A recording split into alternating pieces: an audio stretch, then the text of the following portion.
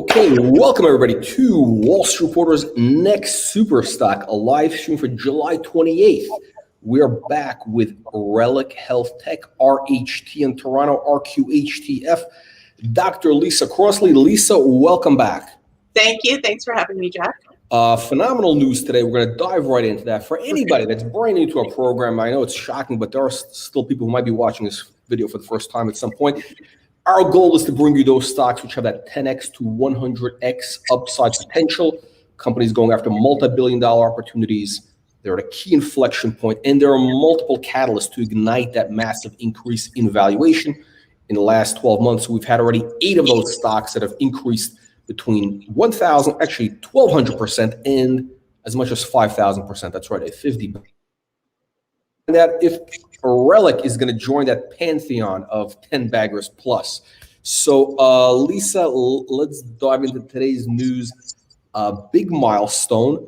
I think that the takeaway for me as an investor would be like, okay, you talked before that, because one of the questions I always ask you is, okay, what's the path for Reliq to be a $1 billion valuation? Can it get there, and what needs to happen? And you outlined the path. And today it really kind of cements the point, or really makes clear the path for the company to get to that $1 billion valuation. I think as soon as January, February, we can get there. I'll talk about, so I'll talk about the stuff, but let's get into detail. So tell us the highlights, like what's going on here? What is the big news? Yeah, I mean, the big news for us really is that, COVID was a big factor in the healthcare sector really until the end of March of this calendar year. And so the last quarter, which is really what we were talking about in today's press release, and was really the first opportunity that most businesses had to start, onboarding patients and re-engaging with their healthcare clients on more of a kind of back to normal operations basis. And so, now that we have some of the obstacles that are associated with the pandemic behind us, you can see that we're growing very quickly. And so that was a quarter of significant growth for us. By the end of the quarter, we reached our target revenue run rate, which equates to profitability. This quarter, the current quarter, will be our first profitable quarter. And certainly, as we've said all along, this last 6 months of this calendar year will be significant growth for us. And we're just very pleased that the last quarter really set us up well for the rest of the year. Okay, so basically, so you're going to be doing, and you've said this before. I mean, I think the first time you came on, and I think it was March, you said you were going to, we're going to have a million, we're going to reach $1.5 million run rate against, and the quarter ending September 30th, which is coming right up, is going to be profitable. That's right. And by the end of the year, we will have done 11 million in revenue, and we'll exit the year at a revenue run rate of 2 million a month, or 24 million a year. So, and we're really definitely on a very steep growth path, but that's really pushed by our clients, who are very excited to get back to the more proactive approaches to healthcare now that the pandemic in most of our clients' regions is a little bit more under control. Yeah, so basically, I mean, this is, it's interesting. I mean, the first time you came on, again, back, I think it was March, you basically said, look, we're at the inflection point. Here's what's happening. And then all of a sudden you started putting out, all the news about the new contracts, all the deployments, everything happening. And, the company, look, it's interesting, of all the stocks that we have kind of in our little universe, Reliq has like the most number of, doubters, naysayers from, way back, whatever it is. Because, a lot of times, investors think, okay, a company launches, it's going to be, straight path right to the moon. The stock is going to, that's it. And the reality is, I mean, every company, it's not a smooth path. It goes like this. It's like even Tesla. I mean, Tesla, remember, they ran into massive problems with getting the product. Well, and the guy's a genius, right? He's probably the smartest guy on the planet, right? They ran into massive problems. And now they're doing, I think their quarter came out, what was it, this week? I think they did a crazy number, like, whatever. But anyway, this story is really about Reliq. We're not talking about Tesla, but essentially Reliq is the Tesla of the health tech space. So I would like to say that, okay, so if you're gonna exit 21 this year at the run rate you're saying, which is 2 million a month with 25. That is the path to $1 billion valuation, because look, I mean, in the health tech space, as we've seen, the market's rewarding some companies at 50x revenues multiple when they have that big growth. Yeah, I think certainly what we've seen in our space is that the real reward comes for growth after profitability. So we will, hit the profitability milestone, and then our growth rate will certainly be more than enough to justify the higher end of those typical multiples. And you talked about the company having had a little bit of a roller coaster path to this point, which I do think is part of the fun. Quite common. But when we started in 2018, there was only one billing code from Medicare and Medicaid for remote patient monitoring. There's now well over a dozen, and as we mentioned today in our press release, Medicare's just introduced another 5. And every time they introduce new billing codes, you're looking at hundreds of millions of dollars that they're putting into their budget for proactive virtual care, which is what we provide through our platform. So every time they introduce a new billing code, it's a significant expansion of our total addressable market and a significant expansion of the revenue that our clients can receive as a result of deploying our platform. So it really just drives increasing market pull for our platform. So where we are now, there's just tremendous pull for our solutions that maybe wasn't there in 2018 when we first started. And there's a lot more clarity on the part of our clients, the clinicians, on how they need to do things in order to get properly reimbursed. And of course, we've built a lot of that into our platform so that, we now do the electronic pre-authorizations and claim submissions so that when we have patients onboarded onto the platform, we know exactly what revenue that translates to.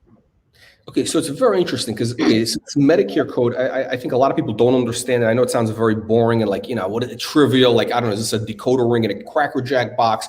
But really, this is like essentially what drives the whole business. In other words, you were early. You were like a pioneer. You were too early in 2018 because these Medicare codes didn't explain to people what exactly this is, why it's such a big deal.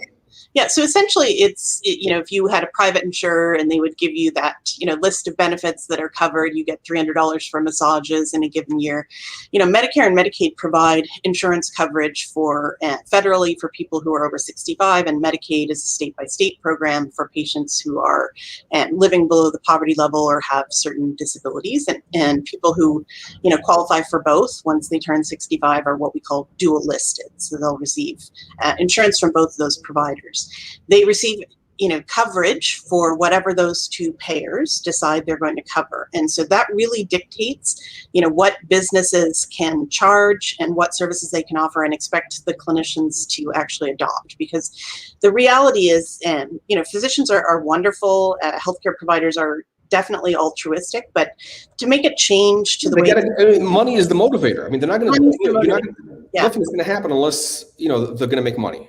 Yeah. So as soon as Medicare and Medicaid cover a service and provide that compensation to the healthcare providers, then you've got a business model. So we have these payers that are really the ones who, through our clients, are funding our business, that since 2018 have increased the average amount of reimbursement for what we do from $59 per patient per month to the clinician to now our average clinician gets $372 US per patient per month, and we charge between $40 and $100 per patient per month, depending on the services that we offer. So it's a very lucrative business for our clients, and that all stems from the Medicare and Medicaid coverage. So while billing codes might sound boring, they're actually extremely critical, and that's the whole business basically. So basically, for now.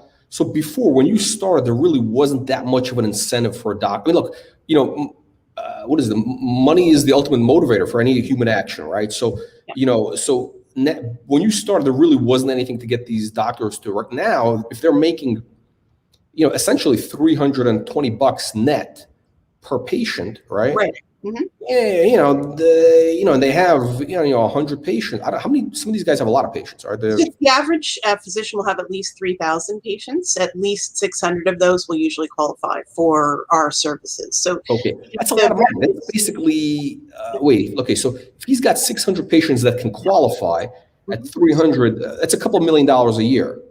Yeah, the average physician practice, Medicare and Medicaid have it on their website that the average physician practice can increase revenues by over $1 million at a very high profit margin. I don't know. Is it too late for me to go to medical school? I know.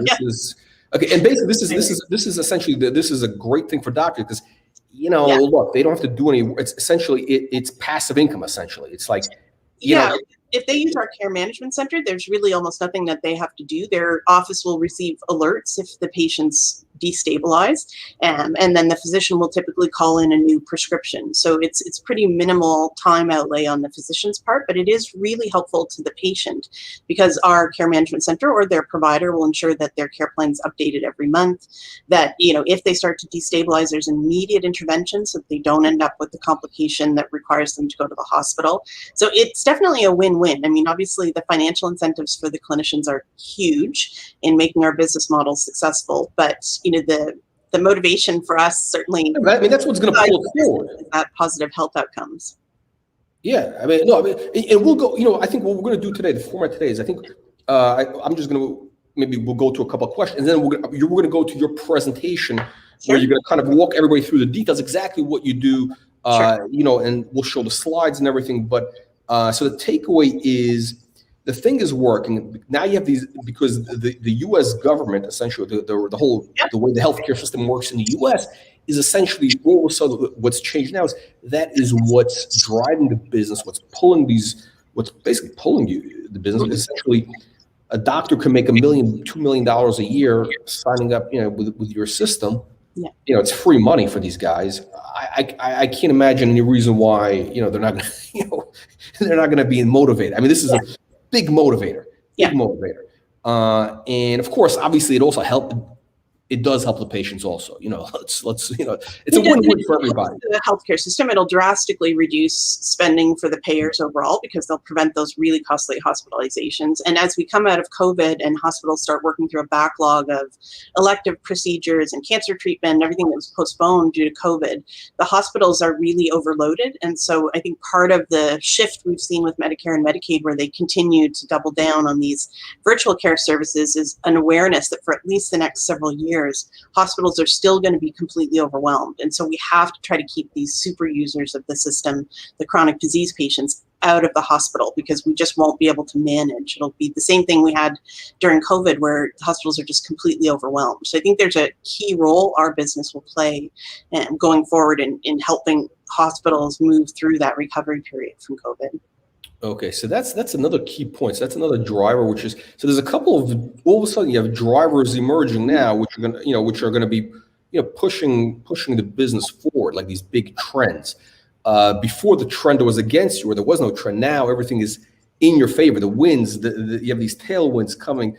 So the bottom line is, this year you come out 20 million, you know, this $24 million run rate. The stock could be trading at $5 a share, because let's assume you have 200 million shares out, you know, 50, it's basically $5. You know. If you say so, Jack. I never try to anticipate the market because it always does crazy things. That whole, I would never have predicted that. But I think we're in a really good position. I think because we're profitable, it's pretty easy to do a valuation on the company now. And, you know, we certainly had a lot of interest over the last month from several U.S. analysts. So I think, you know, there'll be more models available, and that the capital markets can draw on for valuation. And I think we have a real solid business here. So it's not speculative at this point. I think it's much more predictable. There's a lot more certainty. Yeah, and we were talking about some of the margins, because the thing is, it's not, you know, I keep talking about revenues. The reality is, you know, you're gonna have some massive profit margins here, which is what makes it exciting. Which is the thing that can get you those 50x multiples. It's not based on, you know, because this is, and you're gonna be basically profitable in September quarter. So let me see what okay, so let's do this. I'm going to come back. We got a lot of questions we're going to have. So again, for everybody that's watching, please save your questions in about 8 minutes, 10 minutes. I don't know how long it's going to take, but we're going to answer all the questions and decide for yourself if this is going to be a $5 stock or maybe even $25 if you get to that, you know, 100 million revenues, which is mentioned in the release. Okay, so let me just go to the screen. Okay, Lisa, I'm going to disappear. I'll come back from the Q&A. Take it away. All right. So Jack asked me to just provide our standard investor presentation. I'll do that very briefly, and then we can take questions. So just a reminder, I'm Lisa Crossley, and I'm the CEO from Reliq Health. There are forward-looking statements in this presentation, so please read the disclaimer and interpret them within that context. So Reliq Health is a virtual care, a global telehealth company, and we have offices in Canada as well as in Florida and Texas. And we are targeting that virtual care space, that chronic disease management sector that's valued at over $100 billion US at the moment and is steadily growing. And the problems, this is really the context for our business. So healthcare, our chronic disease patients, we refer to them in the healthcare industry as super users of the system. So people with diabetes, hypertension, congestive heart failure, chronic obstructive pulmonary disease, kidney disease, various other chronic diseases, they represent about 20% of the population, but they account for roughly 80% of healthcare spending. And that's because these patients on a day-to-day basis are responsible for managing their own care in the home. So these are typically elderly patients, and they may have visual acuity issues, certainly a lot of issues around using technology, and they're managing these complex clinical conditions. Some of them will have 6 or more different chronic conditions at the same time. And so they forget to take their medications properly, or they don't remember what their doctor told them was the trigger for when they should call and say, I have this symptom that, maybe I need to come in or I need a change in medication. And so relying on those older sick patients ends up with a lot of these patients, relying on them to manage their own care ends up with a lot of them hospitalized. And so if you have one of these patients go into the ICU, which is typically what happens when they do present at hospital, you're looking at hundreds of thousands of dollars in hospital bills to the healthcare system. So little interventions that you can work on with these patients can have a dramatic impact on healthcare spending by positively impacting health outcomes. And in recent years, Medicare and Medicaid have moved to more of a value-based payment system. So not only have they continued to expand the billing codes around what we do, the proactive virtual care, but they've also introduced penalties. So if statistically above average percentage of your patients are presenting at hospital, you're going to be penalized. They'll actually claw back some of your payments. So there's both a very attractive carrot and a very big stick that Medicare and Medicaid use to incent providers now and to use our platform. So our platform is a software as a service. It lives in the cloud. It's very powerful. It's unique in the market in that we cover all of the services we support and all of the services that are now covered under Medicare and Medicaid's new billing codes. And that includes behavioral health integration for managing mental health patients or addiction patients, transitional care management for post-discharge from skilled nursing facilities, chronic care management and remote patient monitoring. And for our core remote patient monitoring offering, essentially a patient will have a device in their home. It's often cellular enabled because these patients often live in rural and remote communities or low income communities. They don't have their own Wi-Fi and they have no interest in having it. And so we can actually collect data directly from these cellular devices. So the patient's experience in the home is that this device that's plugged into the wall will once a day say to them, please come over and either step on me if it's a scale or blow into me if it's a spirometer for chronic obstructive pulmonary disease, or put the blood pressure cuff on or prick your finger. And we collect the data directly from that device over the cellular network or over the internet if they are connected that way. So the patient never has to learn how to use an app on a tablet or a phone. They never have to push data. They never have to manually record data. So we've really tailored the experience to that chronic disease population who are elderly and may have visual acuity or literacy or memory issues. And that's something quite unique in terms of the user experience that we offer versus any other company. So for the clinician, they'll have an interface like this on their desktop or on their phone. They are not typically checking the dashboard every day to look at their patients. What they'll do is they'll receive an alert saying, Mrs. Smith gained 2 pounds overnight.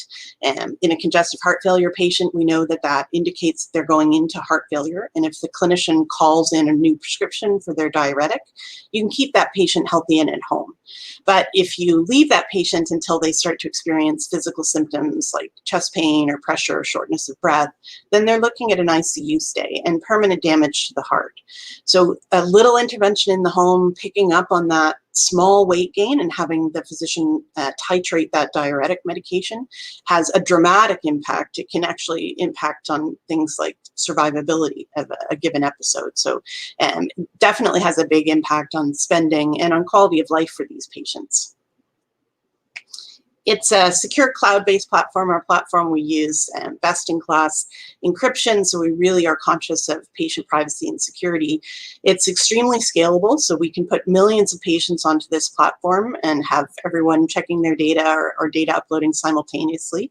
It was built specifically to support large global populations.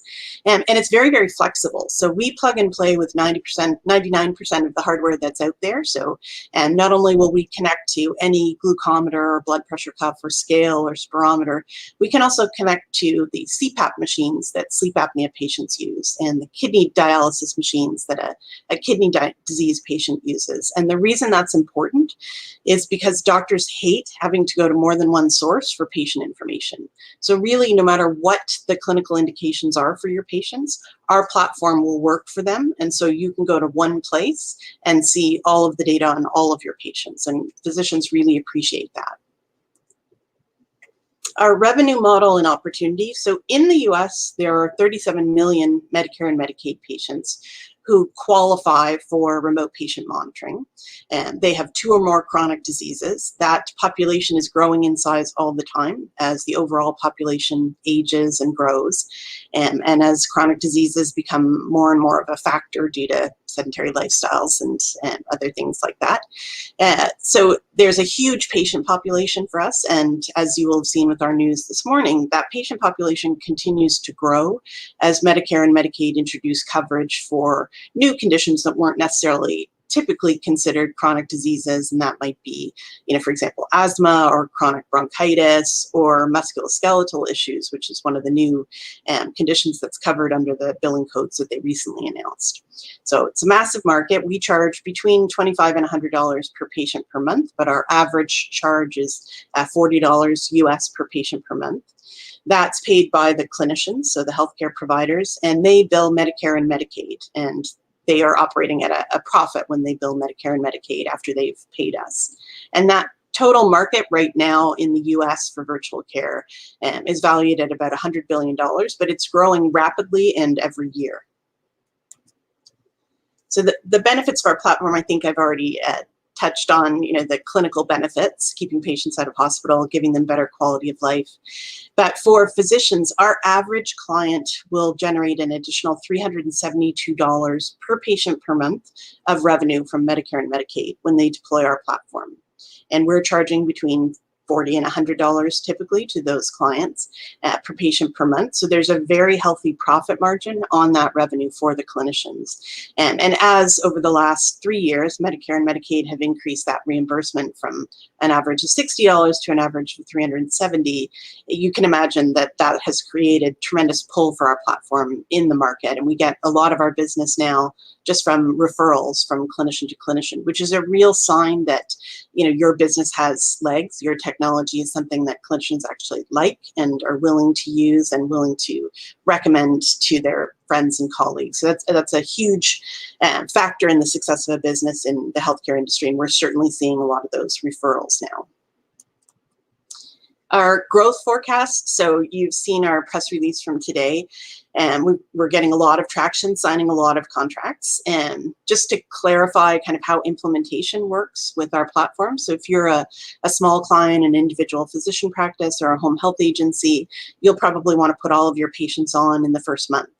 The larger clients, so networks of clinics or skilled nursing facilities or larger ACOs that have multiple facilities, multiple offices, and will stage their rollout. So in healthcare, enterprise software is always deployed in a staged manner. So with the large clients, they'll have a process that they followed in the past for their electronic medical record or billing systems or supply chain management software.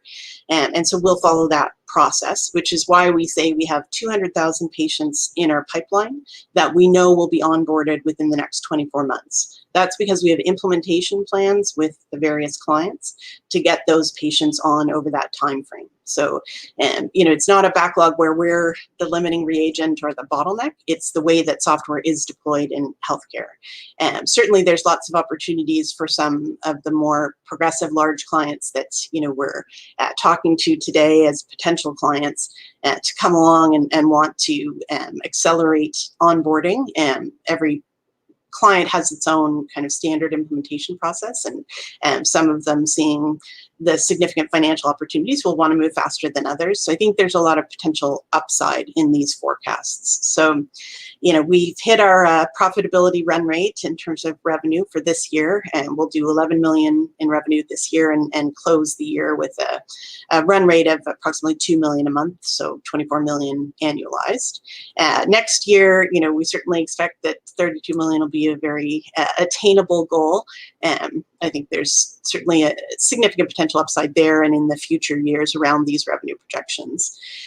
We will have very compelling gross margins and EBITDA margins by the end of this year, based on the run rate. So we'll be at over 75% for gross and over 45% for EBITDA margins. And if you look at other kind of well-known names in the space, their EBITDA margins, look at Teladoc, Livongo, they tend to be in the single digits. So we have a huge advantage based on the way that we've constructed our revenue model, where we have these very sustainable, long-term, high margins. And part of the way that we've done that is by staying out of the hardware manufacturing business. So a lot of these companies that you'll see out there, like Livongo and Dario, have their own proprietary hardware. And there's a significant impact on your EBITDA margins for having, a hardware business versus more of a pure software play with some services. So I think we have a very compelling business model compared to anything else that's out there. Very quick overview of our management team. I think we have a very, very strong management team, and we now have a new CTO who's really strong in healthcare. And so I think we're very well positioned going forward. We've certainly focused on making every aspect of the business extremely scalable, and the depth of the management team, I think, really supports us in those efforts. And the last slide is just a very quick overview of some metrics. Jack uses 200 million as our sort of his estimated value of our total fully diluted share count. It's closer to 176 million. We have to date issued a lot of options to our business development, sales, and implementation staff, but now that is going to stop, and so we won't be issuing options at anything like the previous levels now that we're starting to generate revenue and we can compensate our teams with commission as we intended in those agreements. So I'll sort of end it there because I think Jack wants to ask a few questions. Okay. Lisa, can you hear me? Yes. Okay, fantastic. All right. So I think the takeaway I got from this is that you already have 200,000 patients in the pipeline that are going to be on board. In other words, the train is on the tracks, essentially. That's right. So these are patients where their healthcare provider has signed a contract with us. We've developed an implementation plan with that client, and we know we'll be onboarding those patients. Okay. So this is a pipeline. It's a done deal. You're going to have these patients. Right. It's going to take a question of this time. That's right. All it is. So it's just they have to implement it, they have to roll it out, which it's going to take a little, 12 months? You said 18 months potentially, but it's a done deal. This is not about signing a new contract. This is just what you have right now. That's right. Yeah, new contracts are new business, new patients. Okay, so this is mind-boggling. So just based on what you have right now in the can, this is done. It's a done deal. It's just a question of the implementation. You're going to have, I think, in the press release with 200,000 patients, that's 120 million revenues. Yes. Recurring. Yes. Okay. That's right. Yeah. 120 million revenues. So I'm going to do my usual, 50x. In the health tech space, that's what the number is, because you have these massive margins, right? It's like 40-50% margin, right? Yeah, EBITDA margins. Yeah. EBITDA. So it's like 40 million. This is easily at 120 million, you're talking about a $5 billion valuation, more than 5 billion. It's like that's at 40x, 50x. So that would be $25 per share. Based on the 200 million shares out that I'm using, 200 million shares out. Yeah. So essentially, if you basically just closed up your doors and fired all your salesmen, and not closed doors, but just fired all the salesmen and just focused on the existing thing, you'd be doing 120 million. Yes, that's right. I mean, it probably would make our healthcare customers a little nervous if we weren't adding any new clients going forward, but yes. But the idea is, okay, so this is the great thing. So because in other words, this is what makes this an exciting growth story. You're not stopping at the 200,000. Your market opportunity is, I mean, obviously you're hiring people. Once these things get momentum, it becomes like a virtuous. It just starts becoming like a snowball, and it becomes like an Amazon type of thing. So what realistically you could be how big is the market opportunity in the next few years for you here? I mean, it's massive. As I say, it's well over $100 billion. So, I mean, that's kind of the level of reimbursement we can tap into, but it continues to increase. But how many patients do you think you can get in the next, let's say 3 years? Well, I mean, we certainly know it'll be more than 200,000. The platform was built to handle millions of patients. So that's our expectation, going forward over the next 5 years that, we'll get into those 6-7 figures. Okay. So, this is the great, because, one of the things that's very rare, I think one of the things that's very rare for investors to really find a business that can really scale massively. This is one of these things which can scale massively. If you get to, we're just throwing out these tiny numbers, 200,000 patients, which is like nothing.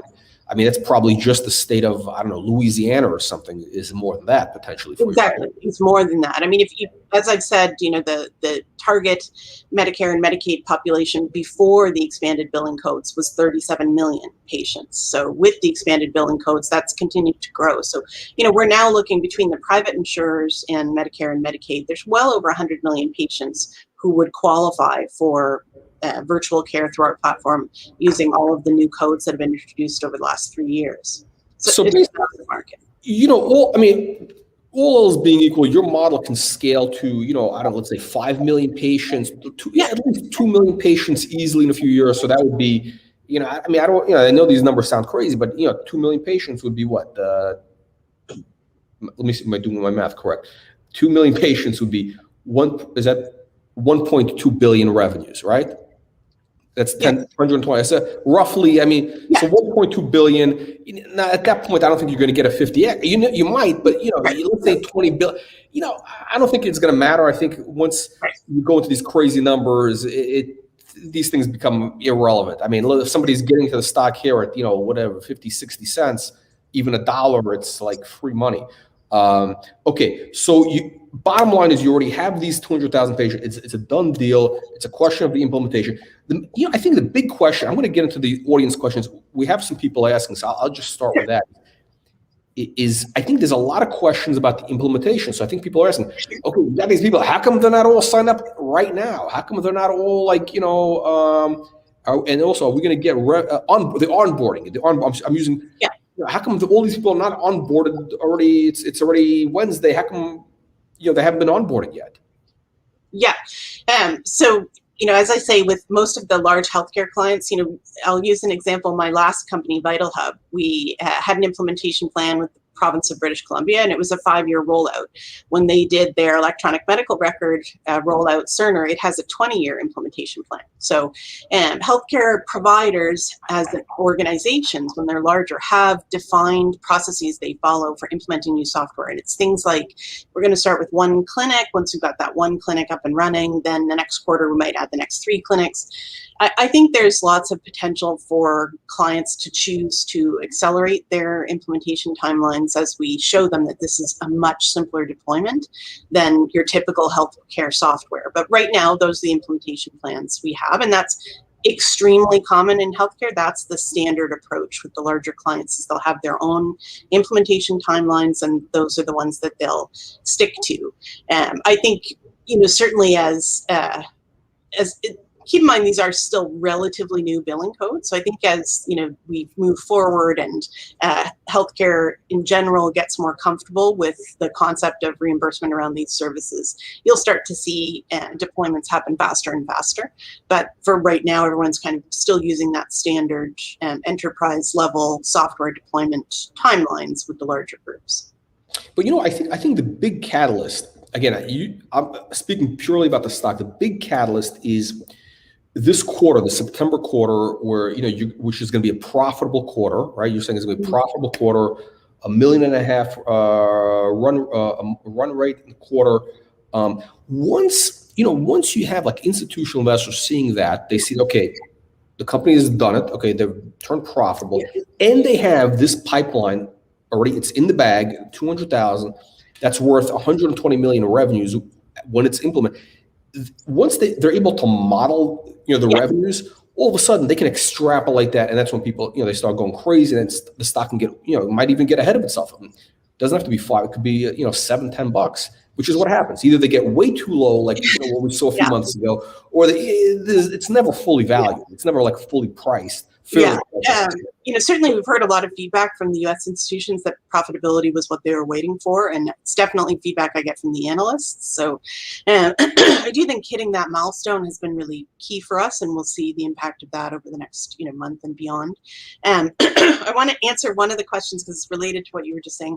So one of the questions I saw scroll across is, will we provide monthly updates on revenue and onboarding going forward? And let me so kind of remind us all of how the market behaves. So let's say December is a slow month for most companies in the healthcare sector. It's post-US Thanksgiving. We're coming up on Christmas. So in December, you'd release, your revenue and onboarding numbers, and they're lower than they were in November. The stock dips, everybody panics. Then in January, you come back and you onboard all the patients you normally would have done in December. So January is even way better than November. Then February drops again because it goes back to the normal level, because that's standard sort of seasonal fluctuation. That creates a lot of volatility in the stock that does not need to be there. So, monthly reporting is very tricky. I mean, you saw Donald Trump, who I'm not advocating doing anything he says, but, he was pushing for public companies to only have to report every 6 months, not every quarter or even annually. And it's because, when you report, it's a snapshot of one moment in time. And the longer, that snapshot, the longer the period that snapshot is, the more accurate a representation it is. So, I think reporting monthly can be extremely misleading and can lead to, people making poor investment decisions. So, we're taking all of the feedback under advisement, but there's a reason that public companies are required to report quarterly and not monthly or daily. Right? Like, here's what we got today. So we do certainly make sure that we're very transparent, providing updates to the market as we have new developments that are material. But will that come down to kind of an accounting of everything every month? Probably not. I mean, for one thing, it takes us a little while to close out a given month. So our time is better spent focusing on growing the business and doing quarterly reporting. So that's my expectation going forward. Look, Reliq has been, I think, very transparent. Every time I call you, you show up, right? I mean, and not that, by the way, everybody thinks that's not, a lot of times CEOs, oh, too busy this, we got that. Oh, you got news, that's regular news. There's some companies that, we're taking, they basically are taking off for the summer. They're like, like, I don't know, they're at the lake. I don't know what they're doing. They're on vacation. This is companies very transparent. And I think, which is going to be very valuable for those institutional investors. They're going to see the numbers, but most importantly is the velocity. When they see December, when they see that velocity of revenues, that acceleration, that is going to be that inflection point where people are going to say, wow, this is good. This is going to be those two. Then all of a sudden that 100 million plus revenues, that becomes a reality. And I think the stock could then start pricing in, that number. So it might get really crazy. So there's a real sort of built-in catalyst for this thing to go absolutely bananas in the next couple of months. But okay, so let me get to some questions here. Okay, so here we go. Thank you, Dino. Saw that comment. Okay, what is it? California contract, Australian flying doctors? What is it? Yeah, so as you know, California is still having some significant COVID issues. So, we are basically focusing our efforts on clients in areas where the COVID recovery is a little more advanced. So California will come online. They are also one of the larger clients, so they have a longer implementation plan compared to some of the smaller clients. The Royal Flying Doctors, so that was sort of that was a pilot that we were working on, and it was kind of derailed a little bit by the Australian wildfires, if anyone can remember back that far. And then during the pandemic, the Royal Flying Doctors have been solely focused on COVID-related care. So, hopefully we'll be able to get them back on track. I know that Australia is had a tough time with vaccine supply. So, their vaccine rollout is way behind Canada and the US. So do they even have COVID? I don't think anybody even has it there. I mean, I think well, this is, I think a lot of people are making excuses. They've locked their borders even to their own residents returning. So, that country is still in lockdown, and country in lockdown is a difficult customer. So, we're hopeful that by the end of the year, they'll have enough vaccine supply to kind of get back to more normal operations, but it's certainly not the normal course of business down there right now. No, I think either, okay. So this COVID thing, all of a sudden, it's in the news now. We got people asking, okay, is the COVID uptick in COVID? Yeah. Is this going to make? This is like I don't know. I think a lot of people are making these excuses to lock people in, and we got this. This is nothing. I mean, this is why actually they need. I mean, I think these doctors need actually this thing right now. Yeah, I mean, the Delta variant initially, when that became a news story, I did watch that very closely. I mean, one of the things we found is some of the jurisdictions where we're working, like Texas, for example, they were so lax with their precautions in the beginning of the pandemic that between that and the vaccine rollout, they're basically at herd immunity because so many people actually got COVID down there. So between vaccinations and actual exposure, they're in a really good position, relatively speaking, now. So, the thing that I think the Delta variant has really done is crystallized for a lot of these healthcare providers. Over the last, year and a half, we decided we were just going to kind of focus on COVID patients, and we lost a lot of revenue from that, but it was a temporary thing. It was the pandemic. Now I think people are starting to realize that this virus is going to be with us for a while, and we may see other new variants. And so that's really incented a lot of these healthcare providers to start figuring out how they can put something like our platform in place that basically gives them that monthly revenue no matter what happens. And it allows them to care for their patients, outside of the emergency patients who, are having COVID or post-COVID symptoms. So I think there's been a real recognition that, because this pandemic isn't kind of a one and done and, we're going to be completely rid of it in the next few months. And there's a lot more incentive for clinicians to adopt our platform because it will preserve revenues for them and allow them to continue patient care. When you think I'm pressing pause on my chronic disease patients, just for the next few months till the pandemic's over, and at this point, they're kind of realizing you can't keep pressing pause on them, any longer. It's going to really dramatically impact survivability as well as outcomes. So I think, not that I want to say the pandemic is a good thing in any way, but it certainly has created a lot of dynamics that are very favorable to our business, including that pressure from hospitals on community care providers to keep patients out, and both during COVID and now going forward as they work through their multi-year backlog. There's a lot of drivers really that are going to be pushing this, because you said something interesting, which is, again, which is that doctors now, a lot of these doctors, that this gives them an incentive to sign up a lot of their patients onto this, because, hey, let's say another COVID breakout, then people can't show up, they can't make any money, right? How are they going to make their payments on the house in the Hamptons, or this way they have a steady stream of cash, and of course it helps the patient. So that is ultimately. But the financial motive must prevail. This is what Andrew Carnegie. Andrew Carnegie made it. Said this is that's how he built the richest man in the world, by incentivizing people. This is what you're doing. This is such a great setup. It's a win-win. I mean, Medicare and Medicaid have been incredibly proactive in that respect, recognizing that if they put their money up front, they're going to save a lot of money down the road. And that's really surprising. We certainly haven't come to that realization in the Canadian healthcare system, but hopefully that will come. But the private insurers have followed suit. I mean, there's a lot of incentives now, both in the publicly funded and privately funded, healthcare insurance markets. There's a lot of incentive to provide more proactive virtual care. It's interesting. I mean, everything really is heading in the way of Reliq. I mean, because again, like you said something which I didn't even think about, is that the U.S., the insurers, they really are moving into more of this like subscription type model where they want doctors to get more involved, or so that way to keep patients out of the hospitals for those one-time events, which can cost $500,000. And, they don't want to have that big hit. Yeah.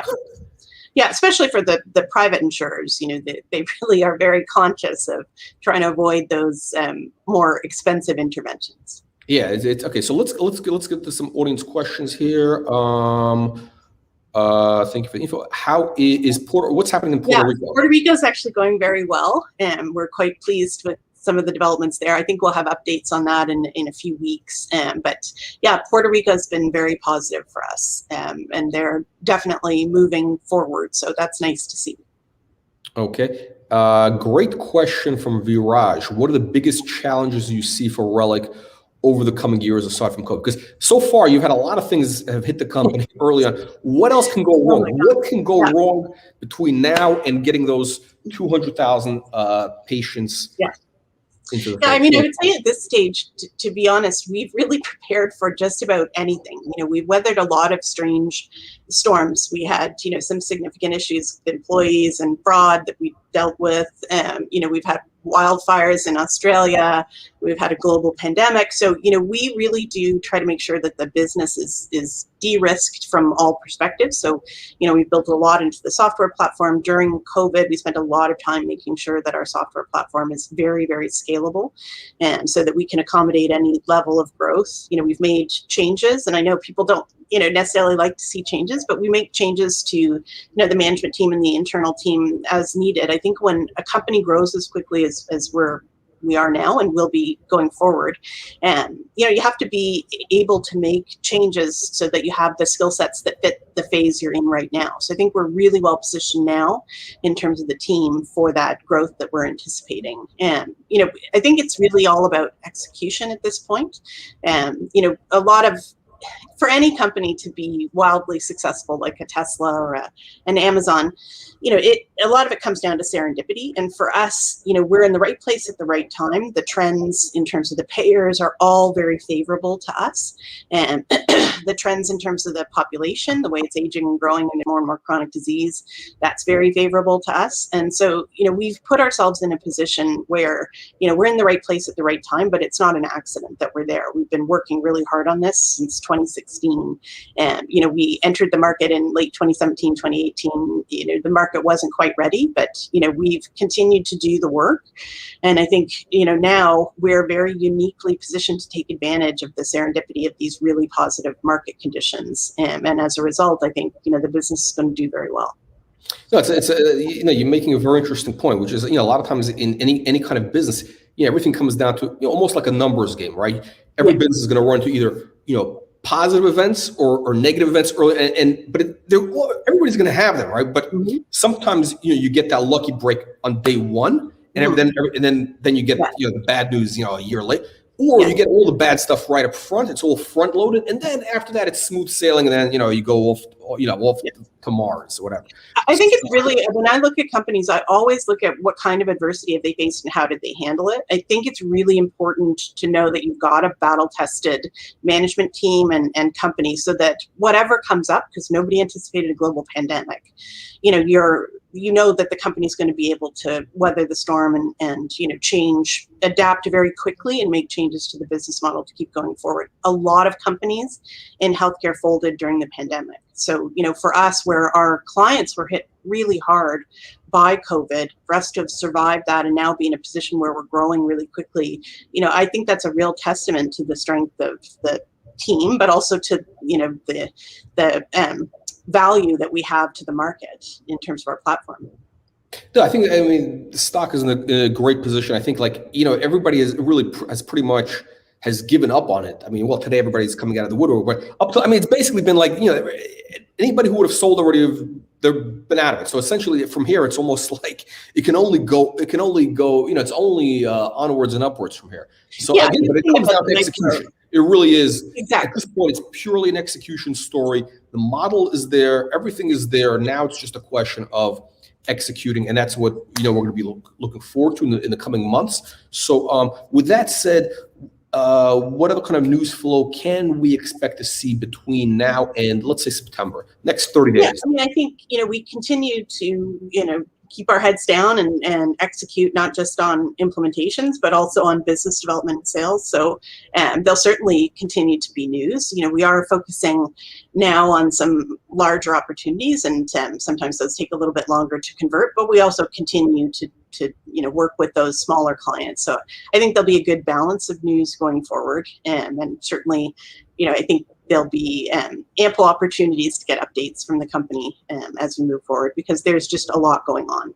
Yeah. Okay, fantastic. Okay, Lisa, on that note, I want to thank you. Congratulations on the great success, these Thanks great very much. milestones. And thank you, everybody, for joining our live stream. We'll see you in the next one. All right. Thank you.